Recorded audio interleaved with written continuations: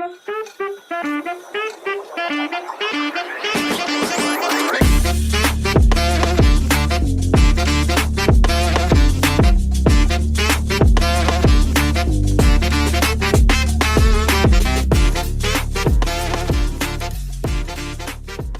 going on, everybody? Welcome to the Alex Cuesta Show. How is everybody doing out there on this Wednesday, July 12th of 2023? Before we get into all the fun stuff, like, share, follow, subscribe, rate 5 stars, Spotify and iTunes, spread this word of mouth. Find us on the socials at the Alex Cuesta Show. Just go search for it. You'll see a very bland, plain black and white logo that just says the Alex Cuesta Show. What do you know? Dave, I'm stuck with you tonight. Kind of sucks. I know it's ridiculous, and I just got very sad because I broke a small plastic thing that really doesn't mean anything, but I didn't want to break it. Now I'm not happy about it. You're like a small child that like fiddles with something, and they fiddle with it and they fiddle with it, and then when it actually breaks, they get upset about the thing that they were causing to break.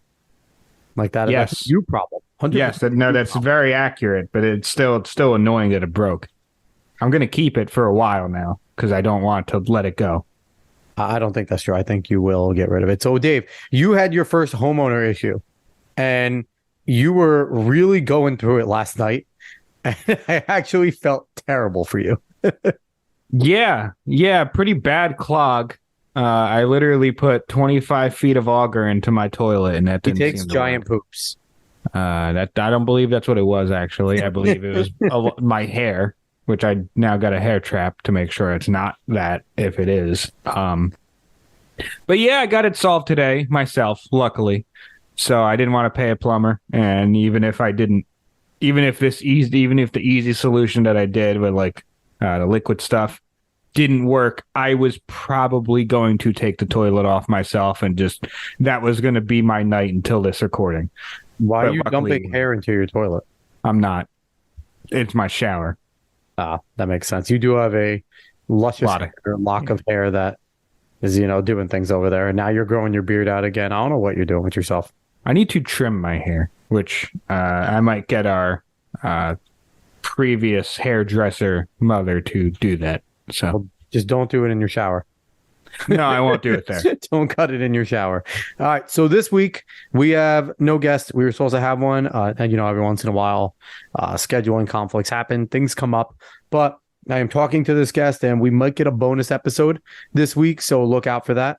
We should at some point this week. I think this weekend we are looking to record with them. So I am excited for that. So anyone that's listening, it would be the appropriate time to turn off the podcast now. But I think we've held you for like 5 minutes, so it probably counts for a listen, right, David? I don't know what the number is when it counts for a listen, but I think we might have talked enough to get that. I think it might be there. I don't know. I have no idea. I can't remember. I've heard it before, but I'm not in the game enough to know how many minutes it is. And I know that you're disappointed about that because it feels like I'm not in the game at all. Well, I mean, you're actually supposed to be my fact checker. Like, these are actually the reasons why I keep you around, to know these types of things. I do it sometimes. And you're useless. But overall, yeah, so we will have a guest next week. But today, as always, we have a fun show ahead of us. We want to talk about some things. We're going to talk about Sound of Freedom, the response to it. We're going to talk about Deadpool 3, some of the speculation going on there, and our New York Jets being chosen for Hard Knocks. We're going to jump on that, and whatever else pops into our heads, we might just talk about, because, Dave, we have a show. And it's our show, and we get to throw it back to what we used to do with Quest the Dough style, where we would just talk a whole bunch of topics. So let's jump right into the first one. Sound of Freedom is a box office hit, Dave, and it's actually surprising that this movie has made it an indie film, $14-15 million budget. Yep. Is now sitting at making almost $50 million in the box they're at 45 right now. 45, but I thought they just added another 3.8, so I thought that would put them closer to. I think the 45 50. was with the 3.8. 45 was with it. I think so. Well, regardless, they're going to clear $50 million for an indie easily and triple their numbers. Now, if anyone doesn't know what Sound of Freedom is, it is a movie that it's something that I don't know if we've talked about Operation Underground Railroad. Actually, wait a second. I lied. It's at 49. 49, so I was correct. Because I thought the 45 was the Monday number. Yeah. So it added. Okay. But I don't know, Dave. I don't know. Have we ever talked about Operation Underground Railroad on the show? Might have a long time ago, Maybe, but maybe not so. recently. I'll reiterate. So, Operation Underground Railroad. I don't know what role Tim Ballard plays. I think he might be their founder or something. He is Sure, Tim's the founder. think Tim's the founder, and he works closely with Nazarene Fund as well. And what it is Tim is a former Department of Justice and military guy, and he was on a mission to infiltrate, and then he saw a child sex ring going on during his mission, and he was told to stand down, and he couldn't go and help these kids. And from that moment, he decided, fuck this. I am not doing that. I'm going to follow my orders. I'm going to do what I have to do, but I'm done with this. I'm not doing it again. And that was the rise of Operation Underground Railroad, where him, along with other operators and experts in extraction and, military tactics of, getting in espionage, things like that, do missions to go infiltrate child sex rings, child slavery rings, and release these kids. And they work with local governments, they work with other nations, and they are, and I guess for an NGO, for a lack of a better term, I think that's what they would qualify as, an NGO, charity foundation. And they're quite literally superheroes. They put themselves in harm's way, and they go and they free kids that would otherwise be stuck in a life of child sex slavery. So they're modern day slaves. And I mean, doing things that I think, as you grow up as a young man, like saving people, the only thing that, a lot of young boys think about, like saving the damsel in distress and things like that, or being a superhero when it's time to do it. And Tim Ballard and his operators do it. Now, with that, that's an organization that I've supported, and plenty of times, Facebook lets you donate to charities and things like that. They don't have the Nazarene Fund on there, but they have Operation Underground Railroad, and I always do that as my birthday fundraiser. And hopefully my contributions have helped them do some of this stuff. Now, Sound of Freedom. It is a movie based off of one of the missions that Tim Ballard went on. Well, it's based off the beginning. It's the beginning of it. Yes, it's the beginning. It's the beginning of his story of why he started doing Operation Underground Railroad. Yeah, and why he got into that business in the first place, because he didn't plan on doing it. He just planned it on being a Homeland Security guy. Yep. But he saw what these kids are going through, and then at least in the movie, it's probably still based on what actually happened. But one of the kids that he ends up saving first says, "Hey, my sister's also taken. Can you go find her?" And I believe that's what kind of set it all off. Yeah, that makes sense. If you've ever heard Tim speak, and Tim, if you happen to listen to this at all, we would love to have Tim Ballard on the show. That would be an incredible interview. He's just a miraculous human being, and it's a movie that, from everything I've heard, I haven't seen it yet. I know David hasn't seen it. I plan on seeing it. I hopefully gonna see it in theaters soon. But from everything I've heard, from everything I've read, from start to finish, you are a ball of emotion.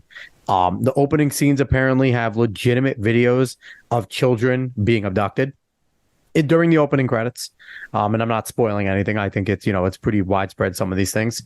And you don't get to see the acts. You don't get to see things happening, but you get very strong inferences, and you know exactly what is going on at times. So it's a powerful movie. I think it's an important movie. Now, Dave, talk about some of the box office numbers that, this did. It was released on the 4th of July, if I'm, on that Tuesday. Yep. So talk about what it's done since then.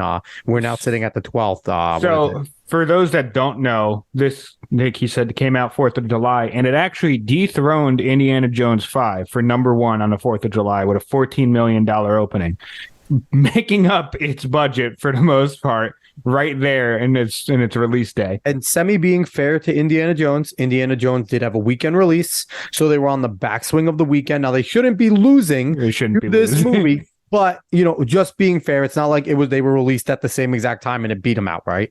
I'm just being fair. Yeah, no, that's 100%. No, that's very fair. But it did dethrone it for number 1 that day, and ever since then, really, it's been making basically $4 million every day, at least tracking wise, if you look at it. In fact, it got up to 7 million just Saturday and Sunday, and actually, I believe it took over the number one spot again Monday and Tuesday with 4 million and 3.8. So it's tracking very well. The legs on this movie is damn good for an indie movie that didn't have a big budget. And it seems like word of mouth. I mean, obviously, we want to go see it now, but it's going around and everyone's finding out about this movie in some way. And I think one of the number one telling things for me is that now I've heard that it's not like a movie you're going to sit with your popcorn and enjoy the movie. No, it's going to be a little unpleasant to kind of sit through some of these things. I've heard everyone say that they've seen it, that they have cried at one point in the movie. But I did hear that this is not just, this is a good message type of movie. No, it's actually a good movie. I've heard that it's good, and there's some flaws because every movie has that, and especially indie movies are going to have that. But I've heard that it's just genuinely a good movie. The acting's pretty good, and it's Jim Caviezel. Jim Caviezel's fantastic. Yeah. And then the pacing's pretty good. Like a lot of it has sounded to be like you could sit there and watch it, and I mean, it might bring you through a lot, but it's not to the point. It's not like, it was just a good message. No, you're actually experiencing a movie that you might not want to watch again, but you could watch again because it is good. Yeah, for everything I've heard, the cinematic quality is right up there with any movie that you're going to see produced from Hollywood. So, it's good in that sense. And Dave, I think it's nice to see another movie. And now they call this a conservative movie. They call it a religious movie, but it is a movie from somebody and people that do have more conservative values. Jim Caviezel is not Angel Studios. Angel Studios, they don't hide behind the fact that they are on the right. Mel Gibson widely praised it. You have people like Mark Wahlberg and things like that have been said good things about it. Kevin James has said good things about it. And these are people that some of them that you don't know lean right, but they do tend to lean right. And Hollywood people are kind of quiet about it outside of a few, but it's overall a good movie, and it's nice to see movies like this, movies like Steve Dace's Nefarious, that did very well apparently. And I didn't know the premise was 4 people sitting in a room basically the whole time, and it grips you. Yeah. That seems fun. So it's just nice to see. And I know I listen to Tim Pool a good amount. Tim Pool talks about the cultural relevance of these things all the time. It's nice to see good movies being made that push a message that is culturally important initially to those on the right. And now we're seeing something like this. This is not a right-left issue. No. This is a human issue. And if you are a human and you believe that children should not be raped and sold to be raped again, for a perpetual existence of being raped and abused and sex slavery, and also being used as drug smugglers, and also being trafficked and being passed on to another grown man once they get past the border, sent back over the border, brought again. These are all the things these kids are subjected to. And this is just one thing that the movie is showing about the actual sex slavery life. And it's probably not something you want to see, but it's one of those things that you should see, because it's very easy to write off when you just read an article about it, when you just hear about it. But to see something, and yes, there are obviously probably some dramatizations and liberties taken to, bring it up. Yeah. It is a drama. It is a, cop drama, a heist drama, things like that. But this is based off a real story, and very closely, because Tim Ballard was involved with the making of this. The guy that actually did it was heavily involved. So, Dave, we had a lot of really stupid people in the media. Now, the media is stupid as it is. Leftist media has gotten bad, and I will continue to always say I don't call it corporate media. A lot of people call it corporate media. That is giving them too much credit, that they are only corporate, and that's why, because it sells.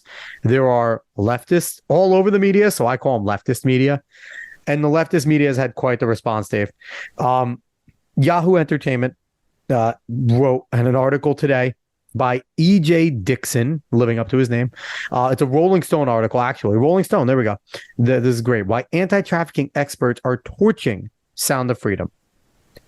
Now, Dave, that just makes me shake my head. Because the person that was involved, that did the mission, is an anti-trafficking expert. I think doing extractions for now, it's got to be at least 5 or 6 years he's been doing it. Mm-hmm. I think that qualifies as an expert, not somebody sitting there opining about it, that studied about it. A guy that actually did it and went on plenty of missions, I think makes him an expert. So what are they torching it over? I haven't even read the article. It's 2013 he started Operation Underground Railroad, so 10 years ago.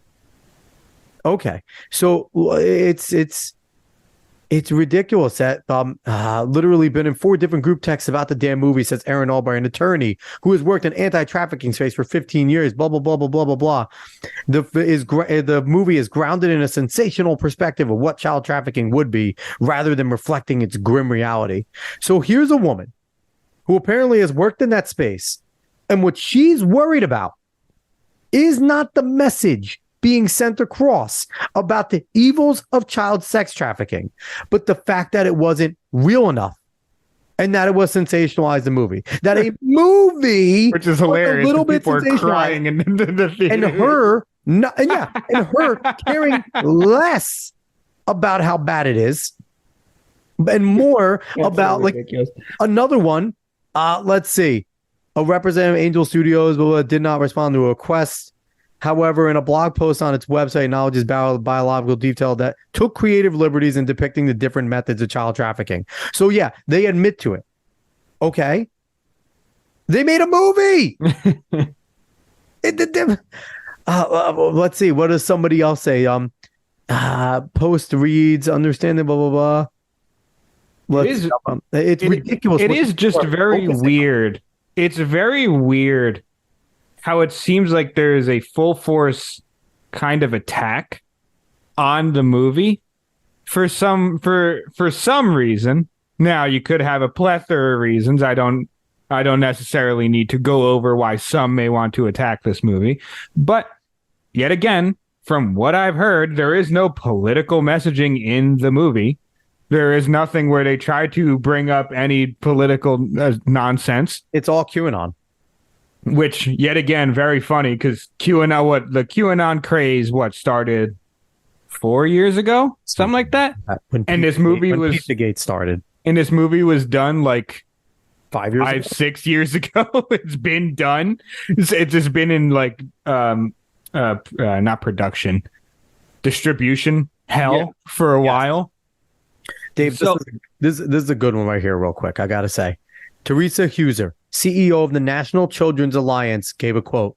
Dave, it's in here. She's not seen the film yet, but was able to provide context about the myths and realities of child trafficking. So she's giving a quote about child trafficking without seeing the film. Some are throwaway kids. They are kicked out of their homes and trade sex for food and a place to stay and end up being trafficked by a pimp. Hold on. The trafficker starts out calling themselves boyfriend or girlfriend. And indeed, a large body of research shows that many child trafficking victims are LGBTQ or gender nonconforming youth who have been kicked out of their homes and forced into sex trade by somebody close to them. What does that have to do with the movie? Absolutely nothing to do with the movie. They're commenting on something that they don't even know about with this. Like, she just gave a generalized statement for a quote. And and here's the thing. I would save a non-binary, a gender non-conforming, a LGBTQ child from sex slavery as quickly as I would save a heterosexual, regular kid. And I say regular because they don't have a disease, a mental disorder, like the other fucking kids do. But they all deserve to be saved, regardless of whether or not they've been brainwashed into believing that they're a different gender. It is ridiculous.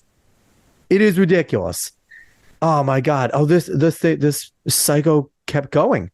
She kept going. We want to believe that people trafficking children are unknown, nefarious strangers, she says. It makes people uncomfortable to think that some of these things happen in their own communities, in their own schools, with people they might run into at the grocery store. So she's trying to say that basically she's trying to say that this movie is fabricating what occurs. When we know that kids are trafficked in other countries on the border and things like this and brought in. So, Dave, I have to ask you, why do you think they do this? Why are they trying to knock this film, who they should be praising for at least shining light on the problem that they apparently have dedicated their lives to? Well, I think there's multiple reasons that could possibly be the reason. Jim Caviezel himself has said some things that are not exactly according to the narrative or whatever you want to say. So I think that's part of it. Angel Studios, I mean, just in name, they're never going to get much credence. Yep. And then also, I'm not going to lie to you, I do think a part of it is the fact that it dethroned Indy for number one. Possibly. Indiana Jones' budget was like 300 million, 350. Yep. Is a very expensive movie that Disney needs to make money off of. Let's not forget Disney owns everything and has its hands in everything. Mm-hmm. So it's kind of helpful to have some buddies to maybe write some stories about the movie that just kicked your movie's ass for no reason. Yep. When it should never do that. Yet again, Indiana Jones lost to an independent movie. I know it came out the week before. That doesn't matter. You still make more than 14 million the next week. At least you should.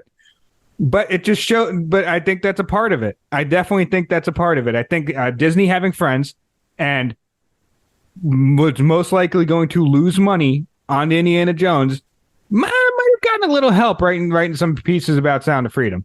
But I think all of those together, they were going to label it a right-wing movie in the first place.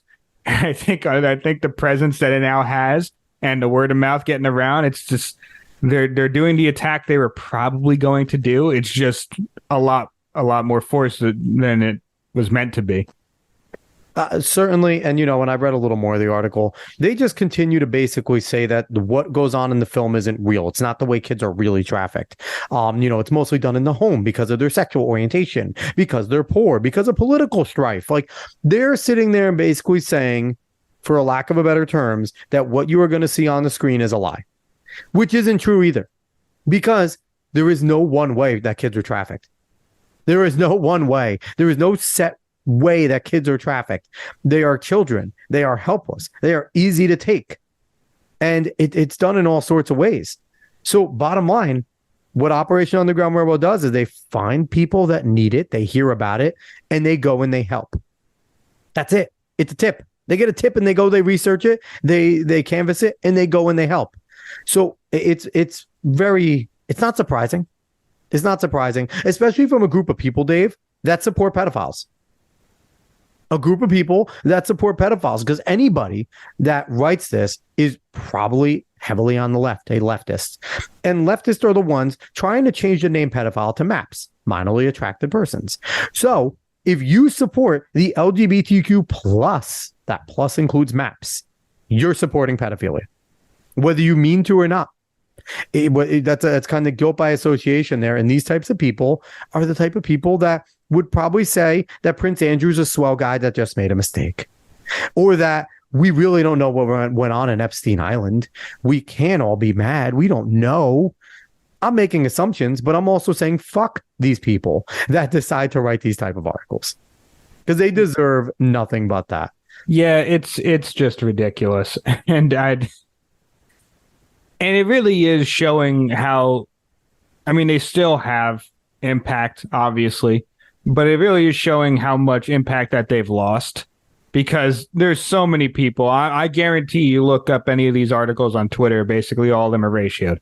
I guarantee you look under that tweet, they're ratioed by multiple people, because people are sick of it. They're done with the way a lot of the media is speaking about things, because they know that they're lying about most things. Yep. And they know that they're lying about this movie. And for no necessary reason. For no necessary reason. It might be reasoning on their terms, which is ridiculous, but none that makes sense. Yeah, it makes sense. And again, there's a Daily Beast article which, not surprised, Daily Beast, written by Helen Holmes, written 43 minutes ago. What's the deal with the controversial box office hit Sound of Freedom? And what's the big deal? Why is it controversial? She like boxes it out because apparently liberals can't read long form articles. They have to have sections. And one of them is, why is it controversial? Basically, because the plot of the film inflames ingrained QAnon conspiracies that massively overinflate the statistical realities of child sex trafficking, according to Rolling Stone. Helen, can you reread that fucking sentence? Reread it. Whether it is massively overinflated, why is that a problem? Why is it a problem if the statistics are over, under? Just be on the side of doing something about it. Like, you are a bad person. Like, do you not realize that you are a bad human, that if you are sitting there not giving a shit about the message of the film? I don't care if this whole film was 100% fake and all they were doing was trying to send across a message, how the evil of child sex trafficking. If your response to that is, well, they got some statistics wrong and they took some liberties to make it look better for screen, then you're a fucking loser and you support child sex trafficking and pedophilia, and there's no other where to put you. There's no place else to put you besides there. Yeah, it is just odd. That's what it is. It's odd to say these things because they're in a cult, Dave. They are in a cult. Some of the articles, you know, where it's like, oh, what, like she just brought up, oh, it's a QAnon conspiracy type of thing, which, yet again, I haven't seen it, but from every review I've heard, there's no mention of like a satanic sex cult. There's no mention of that. There's no mention of, oh, it's a bunch of elite Democrats. No, there's no mention of that. In fact, I'm pretty sure it's done in a South American country. Like, that's where I can't remember exactly where. It might be Brazil, but I can't remember exactly where, but it's in a South American country that this is happening and that they go to save this child and save many children. That's the whole point of the story. There is nothing to do with like, oh, it's the elites doing this and then they're the ones taking your children. No, none of that's said in the movie. It's just like, oh, this is what happened and that's why he wants to go on this mission. And, you know, and I'm sorry, I'm not a QAnon person. I'm not here defending QAnon. I think most QAnon people are fucking retarded. Yeah, I know nothing about it because I don't care. But one of the things that QAnon talked about was celebrities being pedophiles. That's how Pizzagate all got started. Now, Pizzagate's stupid. But we did find out about Epstein Island. We did find out about the Lolita Express. Ghislaine Maxwell, I know her name isn't Ghislaine. Ghislaine Maxwell is sitting in prison because she was getting children to an island to be raped by rich and powerful people. By someone. We don't know who. By someone. By Bill Clinton and Prince Andrew, definitely, because they were on the fucking plane so many times. And if Donald Trump, his records are there. If Donald Trump went to the island, he can burn in fucking hell too, okay? So here's the thing. And here's the thing with Q. Some of the shit, most of their shit is outlandish. But there are some things where the base has some plausibility. Well, that's every conspiracy theory. And then they QAnon themselves and go fucking crazy. Yeah, that is everything that is the genuine conspiracy theory. No. The JFK Jr. returning from the dead to crown Trump. Well, that's part of Q, though. That's part of Q. It's crazy, but that's the crazy part. but every basis for that conspiracy. No, but what I'm saying is every conspiracy theory usually has a basis where it's like there's some truth to it, and then there's connections that are made that are just out there. But there is obviously some truth to the fact that Epstein was doing things to young women, to kid women, that's right. Anyway, to girls, but. He was doing these things, and he was doing these things with other people. Yes. Those that we do not know yet.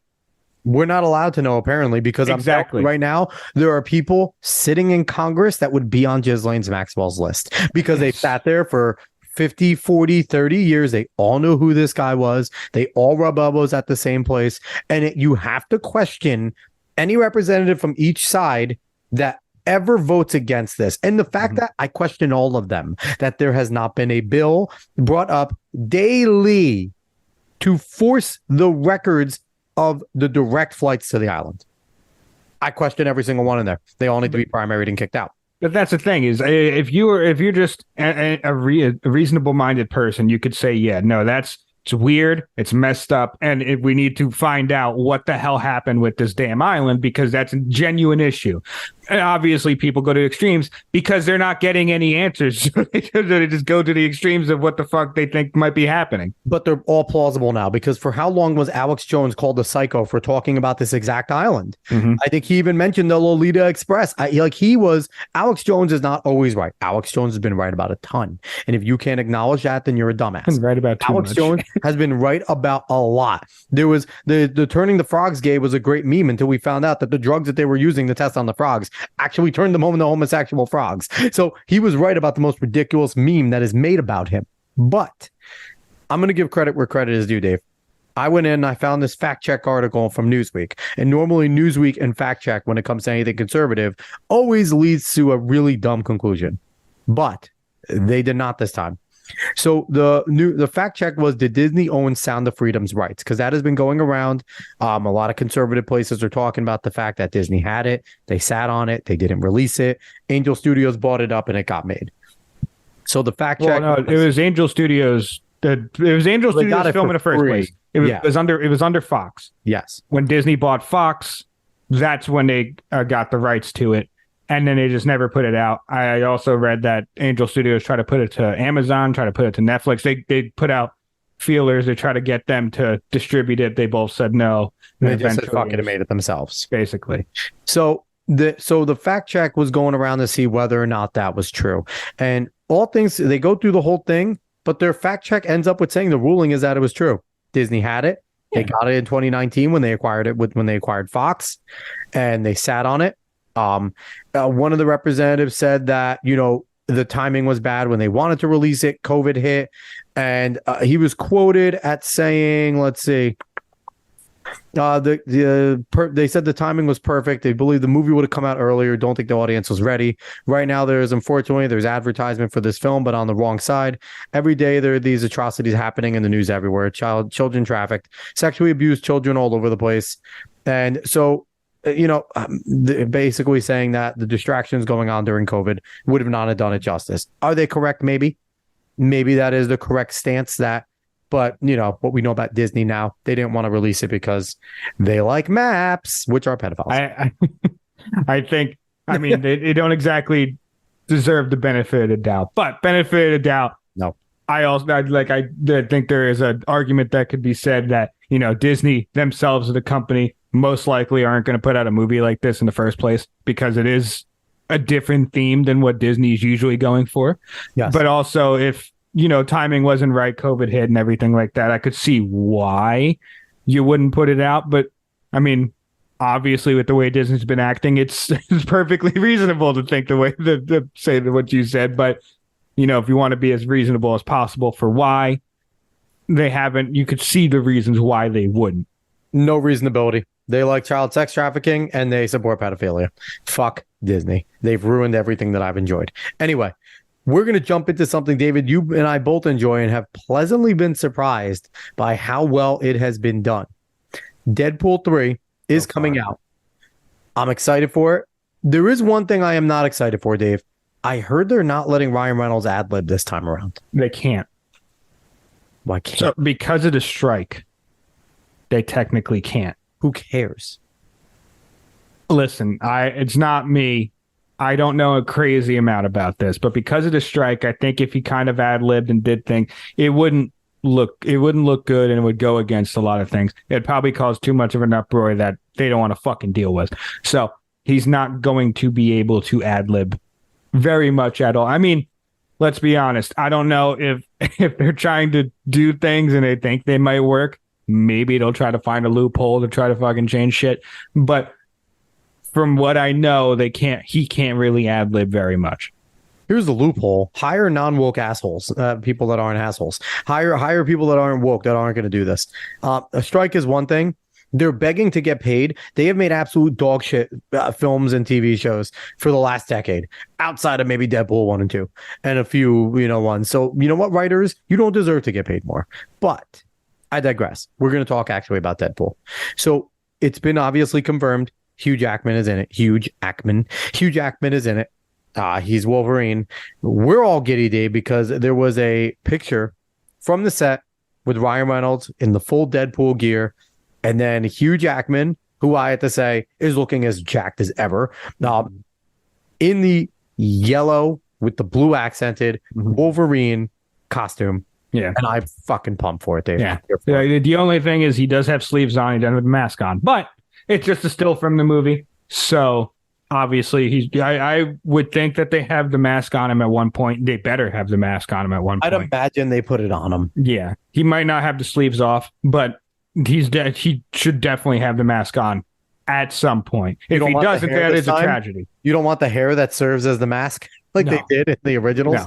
No. It was even creative. though Hugh, that Wolverine's still fucking great. Like Hugh Jackman knocked it out of the park. Absolutely. But if you're going to bring anything with the old costume back, you got to put the mask on, at least at some point. Yeah, but it looked good. It definitely caused a stir that we might actually get something good out of Deadpool 3. There is worry, obviously, if you can't ad-lib. I mean, it is maintaining the rated R rating, which I know Ryan Reynolds has been a stickler for. And so at least there's that we're going to actually get at, some good stuff anyway. Yes, but you never entirely know what you're going to get out of another sequel in a franchise. And this is also under a different producer now. It's Disney. It's actually, I think it's technically going to be MCU. Yep. So it is, you never know what you're going to get with these types of things when they change. The only real constant, I believe, is just Ryan Reynolds. Maybe some people that worked on the other movies, but Ryan Reynolds is the constant that we know of. Yep. And the good thing is he seems to really want to fight for this character. He seems to love Deadpool. He seems to want to make it right. So you can at least put a little bit of trust in him. But having this picture come out, that looks really good. We have heard of some of the cameos that are coming. I know Jennifer Gardner is going to reprise her role as Elektra, and I believe there's a couple more. I would love to see some other ridiculous cameos, which we might get, because from what it seems like, this is going to be a multiverse movie, most likely making fun of multiverse, which is exactly what Deadpool should do.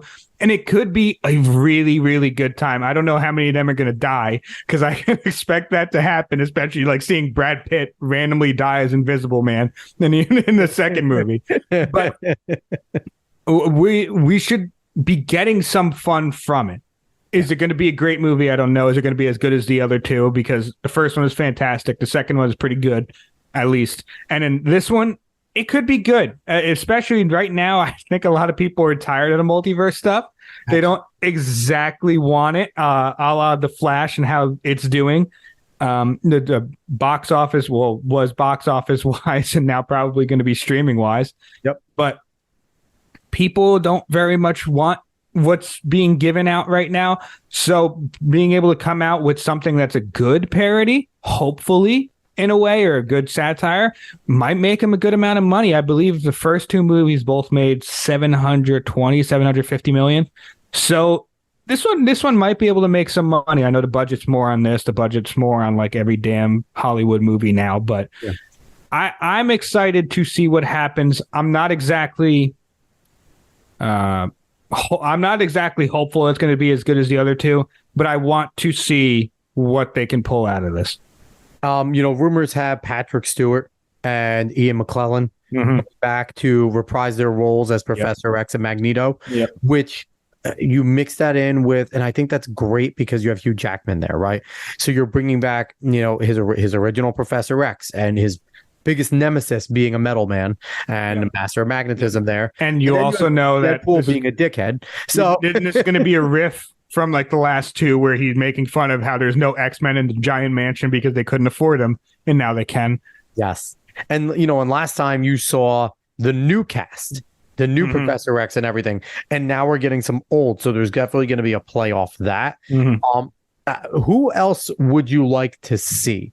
I personally have said I want to see Spider-Man in there somehow, because if anyone knows the comics, Spider-Man is the only one that's actually nice to Deadpool, maybe aside from Steve Rogers, is because Steve's always like, you could just be better, stop being an asshole. But Spidey's actually like fairly nice to him, and Deadpool, as he always does, takes it way too far and becomes the most annoying person on the planet. It creates a bromance that is only one-sided with Spider-Man, and I would love to see something like that play out. Which Spider-Man would you want to see join? Personally, I mean, because I love Toby, I want to see Toby. Andrew Garfield would be fine, but I want to see Toby. I don't think Tom Holland's going to be in it. I just don't for some reason. I don't feel like he fits it. But Toby or Andrew would fit it more for me. That, yeah, one of them. I like Toby as well because, again, I think it will go with the old school original Fox group. Yeah, if you're going to have heroes. Hugh in there. Yes. And, give us the crossover we all wanted with the X-Men and Spider-Man way back when, and Elektra. So I want to think, what are the other 20th century heroes? Are we going to get there? I want Blade. Blade. if Wesley Snipes shows up in this movie and they just have a sword fight for no reason. Oh my goodness, that would be incredible. But what about, who was that actor that played the original Daredevil? It was awful. It wasn't Brad Pitt. Was it Matt Damon? We're gonna find out. Go find that out. Definitely wasn't Charlie Cox. Charlie Cox is the current one, which would be cool to see Charlie Cox in. But I don't want the new one. I don't want the newer. I want to keep this old school because I think that this would be amazing. And I know it was it was a decent actor that played Deadpool too, but he wasn't a great. Oh, it was Ben Affleck. Was it Ben Affleck? I forgot Ben Affleck was Daredevil. Oh my god. We could bring Ben Affleck. What are you doing, computer? Go away. We could bring Ben Affleck into this as well as Daredevil. I think they should do that. All of the old school original Fox Marvel people. I want amazing. I would love to see, obviously they can't do a DC character, but I would love to, if it's going to be multiverse, just throw in like a random DC, it's like Superman or Batman. No, just have him one time look in the mirror and it be friggin' Slade. Deathstroke. just for 2 seconds, have him look in and be Slade and just be like, wait, what? And then just look away and come back. Like, that would be an amazing cameo if they just made fun of the fact that he is Slade. That's the thing is they could do so much with this that it could be good. Now, writing has been generally suspect, especially around superhero movies lately. Yeah. So there no ad-libbing and no. Is Ryan Reynolds a superhero? Is Deadpool a superhero? Anti-hero. It's still hero movie. Either way. Still tights movie. Yes. So I think the only thing that gives me faith is every single movie we've heard Ryan Reynolds has threatened to walk off because X. And it's usually because of rating change or something like that. But like you said, he's passionate about this character and he understands culturally what Deadpool means to a lot of people. And I think he gets that it's not for a young crowd, even though a young crowd enjoys it, which is why they made Once Upon a Deadpool, which was, PG rated and clean. But he understands that his general group are adults, are the 20, 30, 40, 50-year-old comic book fan that has been a fan of Deadpool for the last 40 years that Deadpool has been around, 30 years, whatever it's been for Deadpool. And he's done a great job of bringing the Merc with the mouth in. Now, I would love to see if they continue Deadpool getting away from Marvel in general and going to do some Merc things. Go do some legitimate Deadpool things where he is the Merc with the mouth and pissing everyone off and killing marks. And I was going to say, he needs to be killing people. He needs to be over the top, just like the other movies did. And it is good to see someone care as much about a character as like others have recently, and like Henry Cavill, and he's gotten kicked off for caring about a character like Geralt too much or something. And he's like, fuck this, Warhammer 40K, I'm here, I love it. And then he's moving on. But it's always good to see someone at least try to respect the character, especially with the way things are going right now. Absolutely. So we're both excited. Dave and I have been fans of Deadpool forever. It's one of my favorite superheroes. He's right up there with Silver Surfer for me, and he always has been. Dave, I really just think it would be the ultimate if they just do Deadpool kills the Marvel Universe and just make it a movie. I highly doubt they'll do that. That is way too dark of a comic. It's no reason for it. Good. But hopefully this one's good. There's slight worry about it. This, as well as Joker 2, gives me slight worry. Yet again, hope, because I got to trust after what Joker was. You got to trust him to do something still pretty good, but it should have been a one-off, should have stayed a one-off. And the second one, listen, there's some things that could be good about it, but it just doesn't feel right now. Last thing, there's a Harley Quinn anime coming out. Oh, yeah, there's like an isekai kind of Isekai. anime coming out with Harley Quinn and Joker and stuff. I didn't see the trailer much. I just saw some pictures and like very little bits of the video on Twitter, but I didn't watch it.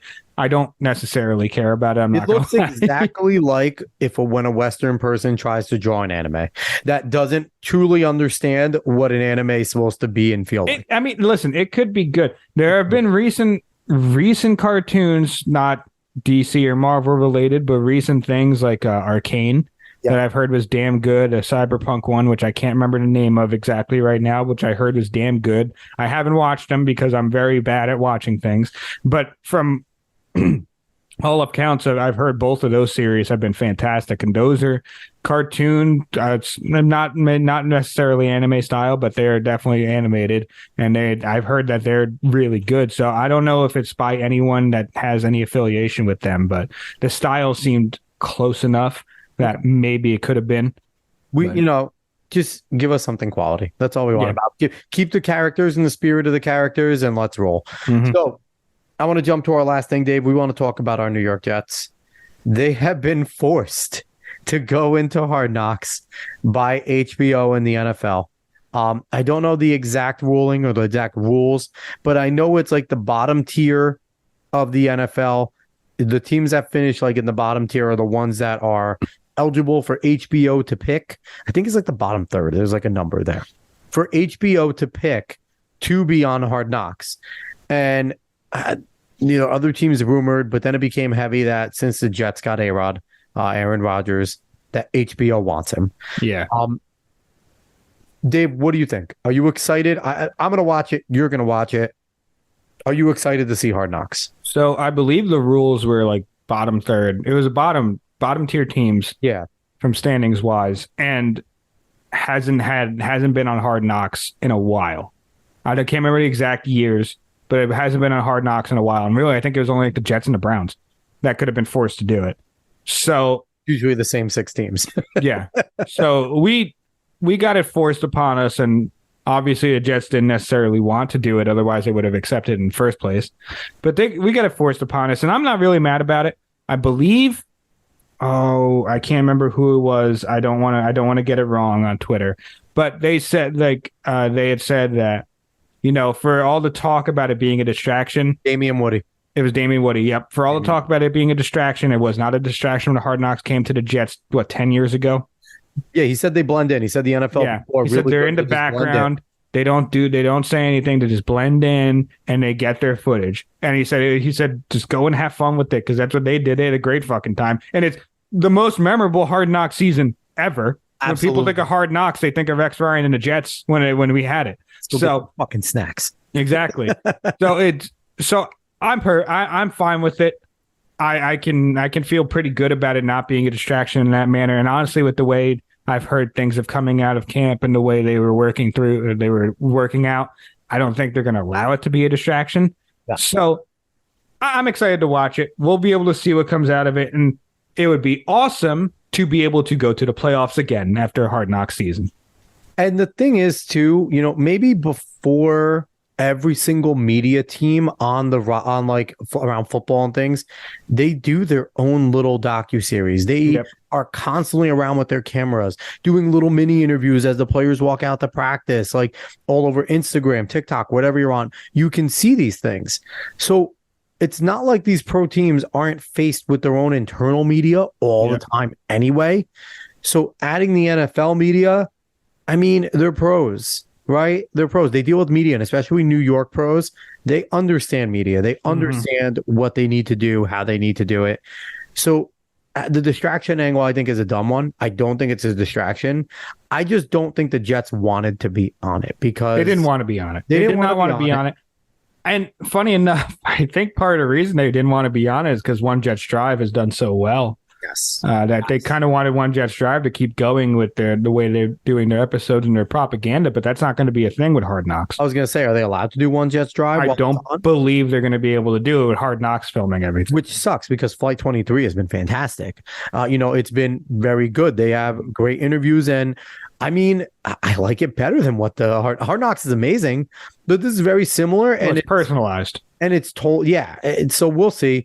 I mean, if Hard Knocks doesn't just give me full on things of Michael Clemens just attempting to eat other humans, I don't think I will be happy because Michael Clemens is my favorite player ever right now. Like, he might in 1 year have already become my favorite Jets player of all time, just because he is an animal. And just if you think of like an evil character, Michael Clemens will play that guy. Like that guy that looks like he's going to eat you, and then he smiles, and you're still convinced he's going to eat you. Like it's a terrifying, and I love that about him. Very Michael Clark Duncan about him. Yes, 100%.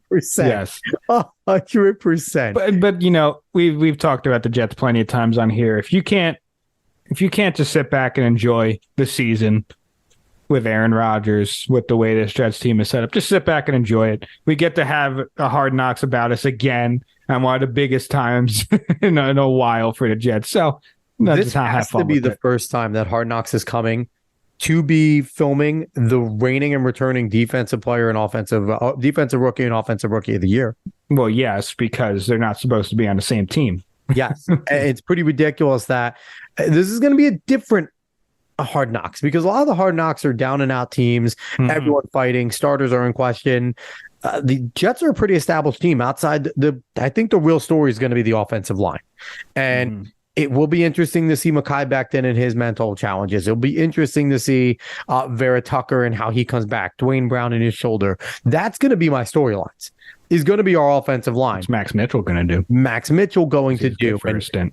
All of the NFL pro depth that is there to push every single starter. And some of those guys are going to get cut that I think Joe Douglas signed for a year deal, but they're pros, you know? So it's going to be interesting. We're going to have, what's his name? Kuntz?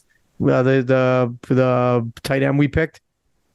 I think that's it. I think it's like Kuntz or something like that. I can't remember right now off the top of my head. I feel like you were very much disparaging him.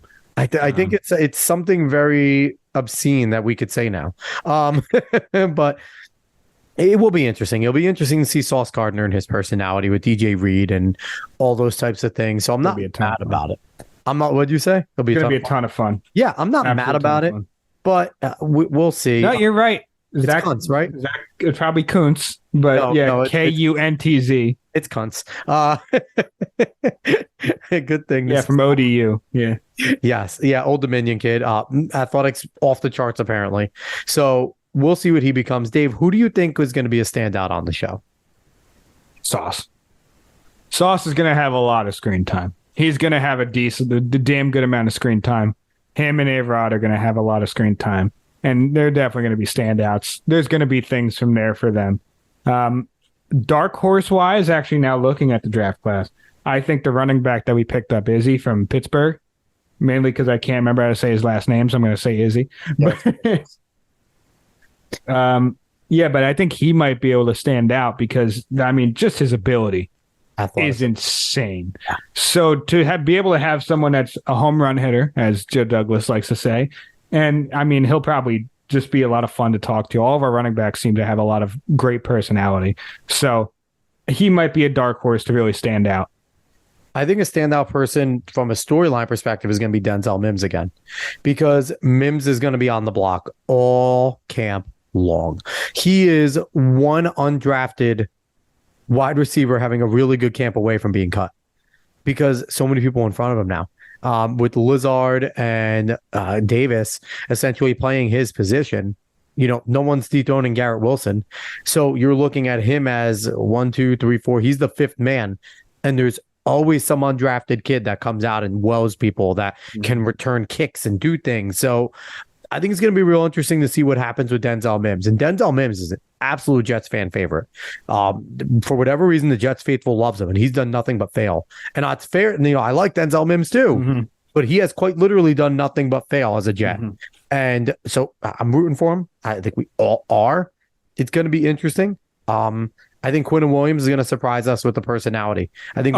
That's not a surprise. But Quinn and Quincy together are going to be fantastic. I think it's going to be on the show, the brothers doing what they do. That is true. I completely overlooked that like a dummy. But Quinnen, I mean, we knew this kid was awesome when he sneezed and blessed himself.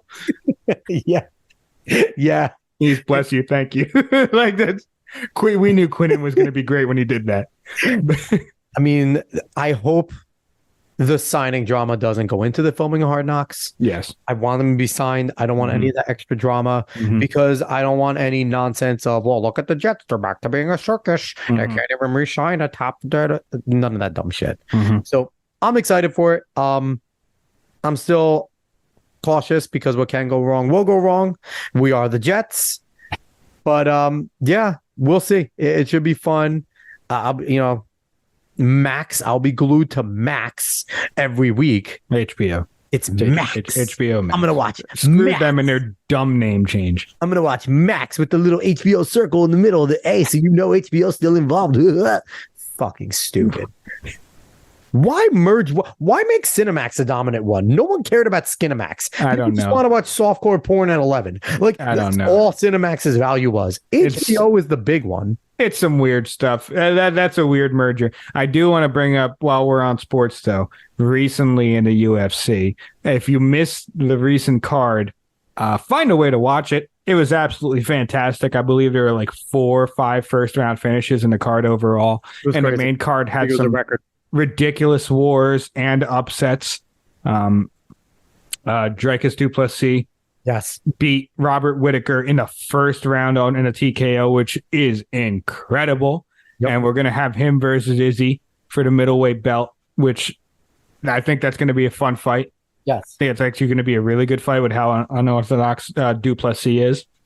But, I mean, I think that was really, other than Volk, I think that was a talk of the card, the way that went.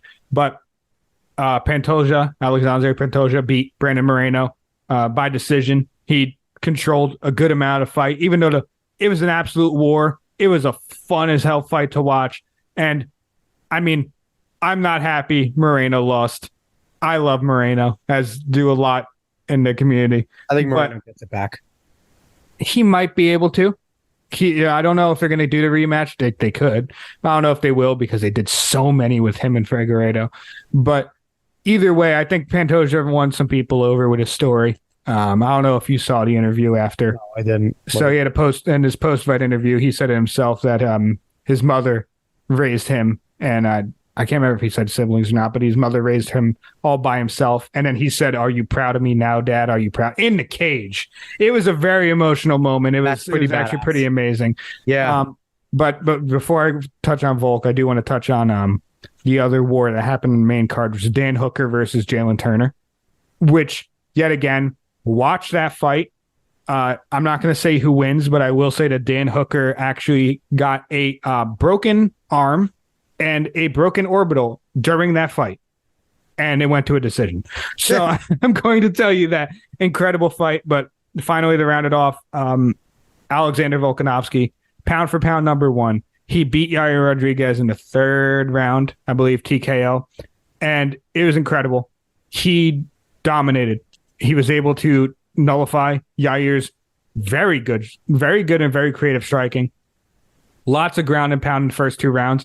Then caught him in the 3rd, and his finish to that fight, because he stunned him and got him up on the cage, and his finishing ability to be able to not only hurt him up against the cage, but then drop him and then do some ground and pound. I'm telling you, you watch that, just the fluidity of his movements and everything he knew he had to do. Yes, it was beautiful. And if you watch that, you'll see why he is as good as he is and why it seems like he gets better every fight. It makes absolutely no sense how good this guy is. Volk is on the absolute ascent, and he's not at his final form. It doesn't feel like it. Final form. And he should be, but it doesn't feel like it. It feels like he's just going to come back better and better and better every time. I want him with the Islam rematch. I think, even though Islam won the fight, I think Volk can take him next time. He crazy to think he came out fan favorite after that fight. He really did. So there's a lot happening in the UFC. So I want to quickly ask you, because we do have to probably get running on. Yes. It's gone on for, but Stipe versus John Jones. What do you think? What happens in that fight? I'm going to go John right now, mainly because it's been a long time since Stipe's fought. I think that doesn't help, especially going up against someone like John Jones. But John Jones is going up against someone like Stipe, and I think Stipe is much more well-rounded and gone. And John Jones can't just go and just dominate wrestling Stipe. He can't just do that. It's going to be a much more well-rounded a fight where they actually have to pick each other apart. Yep. So I think it's going to be a damn good fight. We'll see how it all turns out, but it's going to be a big one. It's going to be a really, really big one. But I do think John Jones is going to be able to prevail. Mm-hmm. I would not be surprised if Stipe is able to win, though.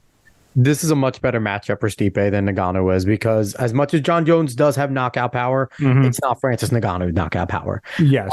So I don't think Stipe is going to be as vulnerable as he was with that Ngannou fight. Now, in Stipe's defense, he's been calling for a rematch for a year and a half. Yes. With Ngannou, and Ngannou just didn't want to fight him again.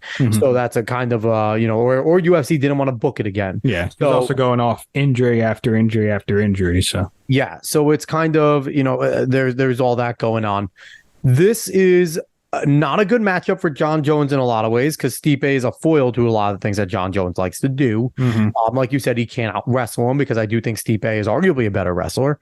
Or if he's a better wrestler, but he's good enough that he can't just arguably just dominant. And it all depends. Honestly, whoever has control will have the advantage. They're both that good at wrestling. I think John Jones is a better striker, and that's where he's going to have to win. And his length is certainly going to be to his benefit. But I mean, Stipe's been a heavyweight his whole career. Yep. And there is something to be said. Like, Stipe is a much better fighter than Cyril Gane. I'm sorry. Stipe beats the hell out of Gane. Stipe beats the hell out of a Curtis Blades. Stipe, like, the only person that Stipe loses to is Ngannou, and now possibly John Bones Jones. So, does Stipe retire after this fight? Win, loss, or draw? I think so. He's been in the game in a long time. A good swan song regardless. Exactly. Yeah, I think he'll retire, and it's understandable, and it'll be great. It's just going to have a Hall of Fame career either way. And I know that we really should touch on it really, really quickly before we go. But Tyson Fury versus Francis Ngannou has been booked, which Fury is going to dominate this fight. He should, by all accounts. But big ups to Francis Ngannou. He kind of got what he wanted. He got the big deal with PFL, where he's able to get his opponents the money that he thinks they deserve. I think they get $1 million no matter what. Yep. And now he gets his big fight with Tyson Fury. So Francis Ngannou, be set for life. Yeah, Francis Ngannou got exactly what he wanted out of it. And good for him, man. Good for him. I was actually kind of worried about what was going to happen with him. Let's be honest. Tyson Fury is not going to knock out Francis Ngannou, even though he can. Tyson Fury is not going to actually hit Francis Ngannou. And Francis Ngannou is not going to actually hit Tyson Fury. Okay? Like, we're going to be honest here. This is going to go to a decision. They are not going to, neither one of them are going to actually try to hurt the other guy. They're going to hurt each other just by fighting. But they're both in it to make money. They're both in it to make it entertaining. And we've seen Tyson Fury get rocked in his most recent fight, where we thought, I think everyone not the most recent. No, the first Deontay Wilder fight. Even the most recent one, Deontay Wilder. He did not the same though. Not the same. I thought that first one. It was a damn near 10 count. He was gone. It was close. Yeah, but the bottom line is, we've always seen this man get rocked, and I don't think Francis Ngannou hits harder than Deontay Wilder. I really don't. I don't think so. I think it's close. It's close, but I don't think hitters so. in all boxing, like ever. Like, so, I don't think that there's a chance, even if Francis is trying, even if he does land that one lucky strike, not knocking out Tyson Fury. So, I mean, yeah, like you said, good for Ngannou. It's gonna go the length. Yeah, just the reality of these things. It's gonna go the length. Ngannou's gonna look exhausted by round 5 or 6, because boxing is a completely different animal than UFC. So, I mean, it's gonna make money. I'll probably stream it somewhere. I'm not paying for it. I might pay for it. I might pay for this one. Then I will steal your. Then I will steal your paying. I will jump and piggyback on. If you can, I don't know if it'll be in that kind of distribution, but either way, we'll figure it out. I will watch it somehow, but I don't want to pay for it, because, I mean, this is gonna be Conor versus Floyd again, where Floyd allows him to hang around, and the UFC guy shows he cannot box. Like, that's what it's gonna be. Okay. All right. So anyway, thank you everyone for listening. I hope you enjoyed us rant and rave about our stuff. Like I said, there's a good chance we get a bonus episode this week with our guests that we were supposed to have tonight. So I'm excited about that.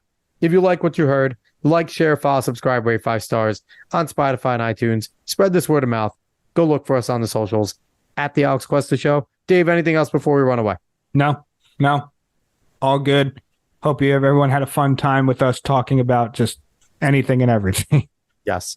And we'll be back hopefully soon and then again next week. All right, everyone. So long, y'all.